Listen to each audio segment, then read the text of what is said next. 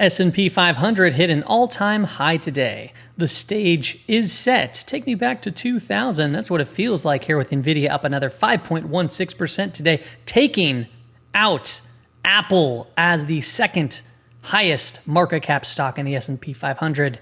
As you can see, we're nipping the toes of Microsoft, and I can feel it. I can feel it. Let the FOMO flow through your blood. You're Squidward looking at everyone partying right now.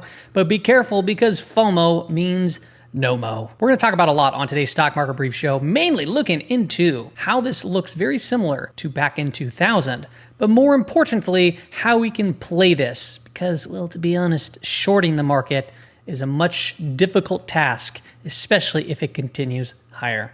So stay tuned. Let's get into it. Well, hello everybody, welcome back. So did you know that Cisco Systems in 2000 traded above $79 a share for a market cap of $546 billion? It actually at that time surpassed Microsoft. And during that time, well, John Chambers was on all the types of magazines. Is it too late to buy his stock, they said? Well, we know what happened to Cisco Systems shortly thereafter. What I find interesting here is on the weekly time frame on both Nvidia and Cisco Systems, we had these consolidations of 8 weeks, and we talked about this specific chart actually about here, and we say in order to match the move that Cisco Systems had, we'd have to see this thing go to at least 1100, and it is there. It surpassed it. Now, are we going to have a similar outcome to what we have in Nvidia? Well, I'll tell you this, he's been on magazine covers now for years, but now he's going ahead and signing people's shirts. He's a celebrity, ladies and gentlemen. Oh my goodness, things are crazy. But let's get into a little bit more finer detail. Did you know that rates right now, where we currently stand, well, we're talking about cutting rates. We're not really talking about raising rates. And back in June of 2000, oh yeah, it's June right now. June in 2000, we were holding rates where they were. It wasn't until the end of the year in December we began to cut rates. And during that same time, we actually had a yield curve inverted, which we have the yield curve inverted right now. And it wasn't till the end of the year when they started to cut rates, we started to uninvert. And when the yield curve uninverted back over here in 2000, the market went through, well, the dot-com bust. And a very similar situation, how rates stayed here, and then we uninverted when we started cutting rates, we went through the great financial crisis. Actually, going back through history, you can even see it here in 2019, where we started to raise rates, paused them, and then began to cut, and we started to uninvert. This is actually the 10-year, 3-month. And then right now, where we stand, I can guarantee you one thing, that we will uninvert the yield curve at some point. But what I can't confirm is if we're going to have a similar reaction as we've had in the past. Actually, Fed Funds Tool is pricing in the probability now that September will be the time for the rate cut. And this is on the back of some obviously macroeconomic news. There's worries about the economy slowing. You can see the Atlanta Fed GDP forecast, nowcast, is falling off. We also had U.S. job openings in free fall. But what does that mean when the yield curve, even on the shorter time period, starts to uninvert? Well, this chart I poured out many different times where the yield curve inverts further and the S&P 500 is actually seen a move higher. Actually, we've been inverting further, and the S&P 500 today hit an all-time high, which is a, long time. Over here, though, you can see it started uninverting. That's where we went through a 10% correction in the S&P 500. So one would think, even if it's happening in the short term, if we start to uninvert, are we going to see weakness in the market?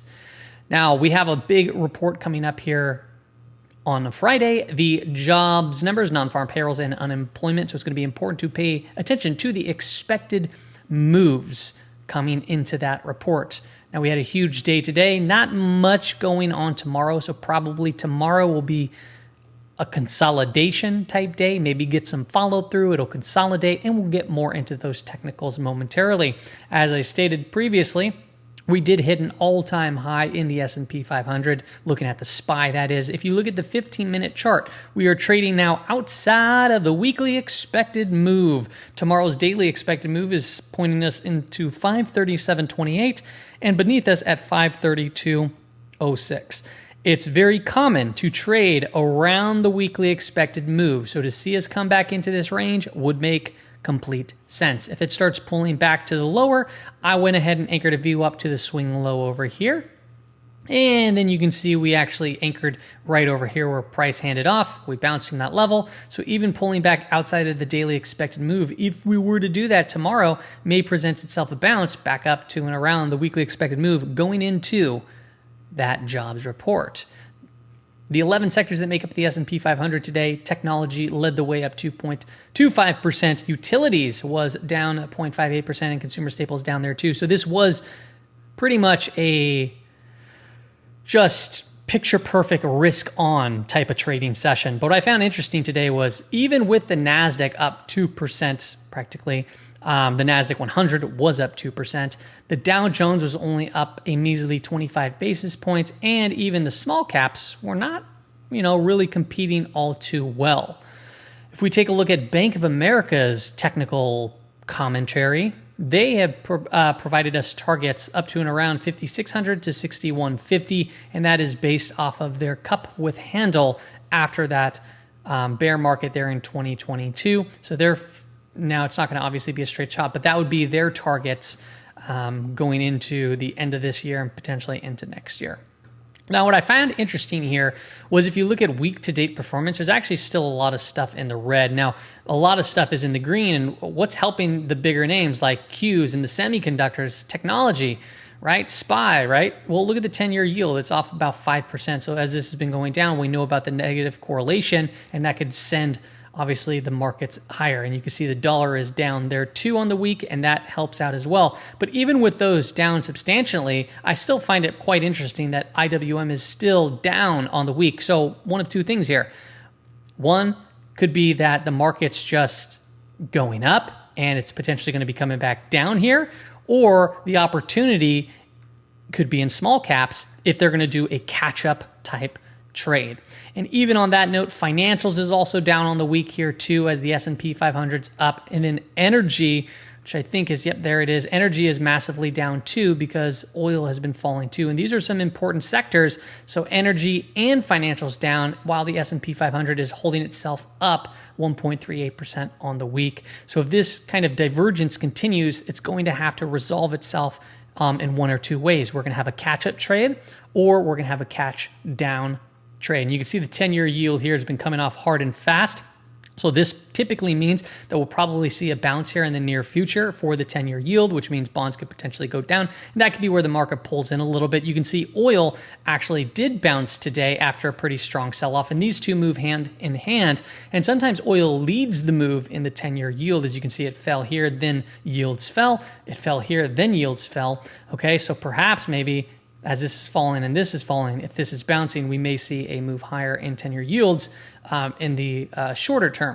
And while this is happening too, obviously it's on the back of a few names, as we just pointed out, the larger market cap names. You can see here the S&P 500% of stocks above the 50-day moving average continue to diverge as the market presses higher. So as the market moves higher, it's doing so on less names.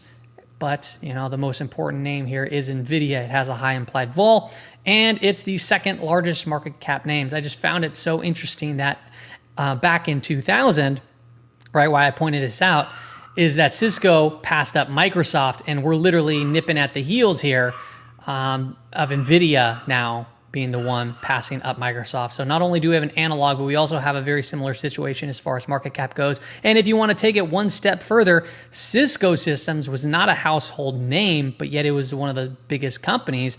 And Nvidia, to me, is not actually a household name either. If you ask the majority of people, what's Nvidia, they're probably not going to know what they do. But yeah, if you tell them what Microsoft and Apple and you ask them about that, yeah, they sure as heck are going to know what's going on there. A couple other things I want to point out here was obviously equal weight S&P 500. It was up on the trading session, but clearly we're still diverging there. No surprise. Now I want to go into some gamma levels. 5,300, right? What do we say about 5,300? Well, we say we're bullish above it. I'd say remain on cautious below it and or below the gamma flip line. When we're below the gamma flip line, that's when selling begets selling, buying begets buying. And then you look to buy the dip, sell the rip when we're in positive gamma territory. So this is a very strong move. Like I said, it's most likely going to come in and digest here in the near future. Could be tomorrow. Could come in on the jobs report, which we'll look at that implied volatility as the days get closer. But one thing to really point out here is 5,400 is in striking distance as we're trading around 5,350, which is another important level, but 5,400 is the call wall. So I don't see, if we push through here and we get up here, I don't see us getting much further through 5,400 until we see some of that gamma roll off or traders start to reach up significantly further up to say, let's go 5,500. Okay, so going into tomorrow's trading session, like I said, it's likely to potentially see a pullback into the weekly expected move, but it's also very common when we close at the high to get some follow through. So just be aware that it could be a choppy kind of, hard trading session, unlike today, where if you were prepared and you knew your levels and you were watching market net flow, this was a one-way ticket higher for the most part. As price continues higher, the 5-day moving average started flattening out. We held it as support, and this is starting to turn back up too. So a pullback, like I said, you'd be looking to buy the dips, sell the rips. We're going to get into 9 stocks to watch. I'm going to share one of them with you here. And then I'm going to show the rest for my swing trading community. If you're interested in joining this, it's $9 a month, and you get not only trade ideas, it's not an alert service, but I post charts that I like, and I'll show you one of them here. I give my watch list, I give the zones, which I just a whole bunch of stuff for $9 a month. This helps me out and helps produce free content here on YouTube too. It's a one way to support this channel. I trade most of my trade ideas, a lot of them, and I just play breakout trades, and I'll show you my performance for this year. It's been doing quite well, or not this year, but actually for the last year. I'll show year to date some other time, maybe at the end of the year, but my 1 year cumulative pre-tax return this is my Roth IRA. I have to pull up what it is for all my accounts, or maybe this was all my accounts. I can't remember.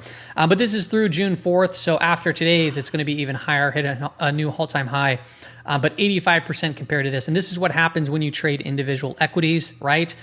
You can get some leverage behind that. This has been trading a cash account, but it's been a nice ticket. So this isn't to say you're going to get the same performance as me, as I'm very, very strict on position sizing, exiting, and so forth. But the strategy of playing breakouts, it works, and then it goes through bad periods, and it's all about being in the right market conditions and understanding that, and we talk about that so frequently here on this specific channel.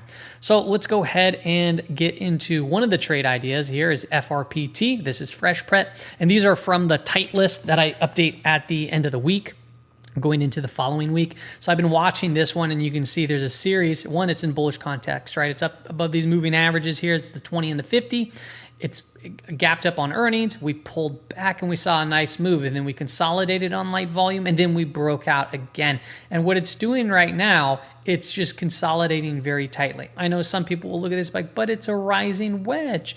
And that's absolutely true. And I don't really care about if it's a rising wedge, could be bearish, right? But what I care about is how tight it is getting, because if it does break out, it could produce an expansionary move back up to the upside. So looking at these type of things, you would go right over here, you look at the high, and say if we can break above this, you can have a stop down here or even trail the 20-day moving average and see if we can get some continuation. Now remember, it's not about being right or being wrong. It's about accurate position sizing and then updating and managing your risk as time goes. Remember, there's 4 things that you can control in the market. That's what you buy, that's when you buy it, and it's how much you buy it, and then when you sell it, or obviously when you update risk. That's all I got for you on the Stock Market Brief show, but now we're going to go ahead and hop into the remaining 9 stocks to watch if you're in the Patreon group.